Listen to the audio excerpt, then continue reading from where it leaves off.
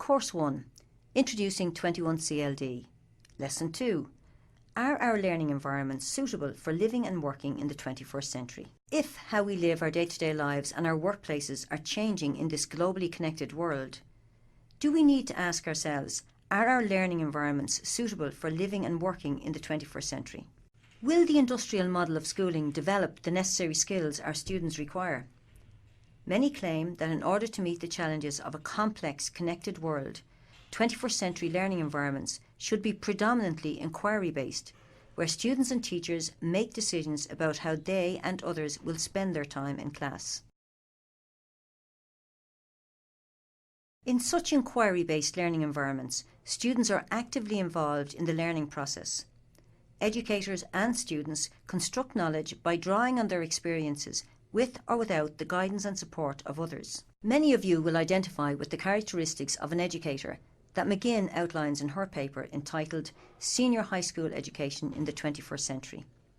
In this paper, McGinn describes 21st century learning environments as teaching and learning communities where students are actively engaged in learning with educators.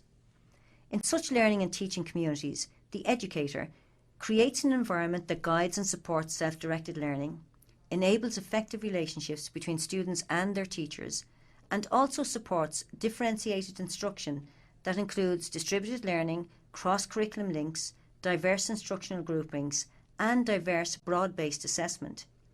In addition, they use professional development for site-based research and for opportunities for on-site application, discussion, research, and reflective practice to build knowledge throughout the school.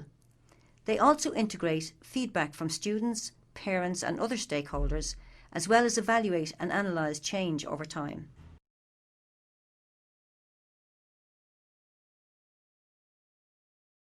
So to sum up, 21st century learning environments are predominantly learner-centred, with educators being attentive to students' knowledge, skills, attitudes and beliefs. Students are encouraged to ask questions and engage in social discourse, and find out their own answers, as well as asking and constructing their own questions. In such settings, the educator's role changes to that of co-constructor of knowledge rather than transmitter of content. The role of educators changes in this new paradigm. They are no longer viewed as a fountain of knowledge, breaking knowledge up into bite-sized chunks and transmitting it to their students. Their new role is more demanding and more complex. According to McGinn, educators in this paradigm need to be knowledgeable about how students learn and understand available resources, including ICT. They also need to adopt a collaborative approach that embraces change and flexibility of methodology. In addition, they need to develop productive relationships with students that support their engagement with learning. And finally, they need to practice differentiated instruction that encompasses distributed learning, diverse evaluation and diverse groupings.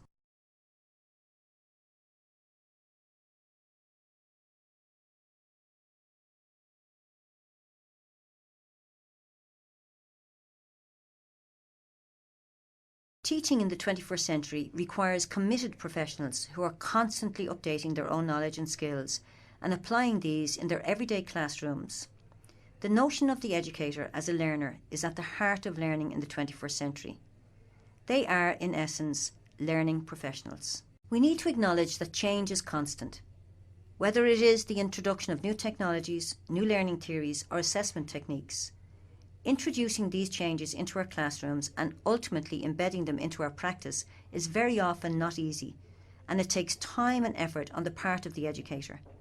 But we need to embrace these changes, as the world does not stand still.